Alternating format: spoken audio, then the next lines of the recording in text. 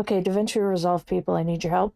Um, I'm new to this. Forgive me, I'm an amateur. I'm trying to edit this video for our church, and there is a ticking. It's an old VHS that I converted to digital. There's a ticking sound in there, and I can't get rid of it. I've tried noise reduction. I've messed with dynamics. I can get it less, but I can't seem to get it to go away. So if anyone has any suggestions, give it a listen. You can really hear it in the beginning before she starts playing, but it goes throughout the whole music.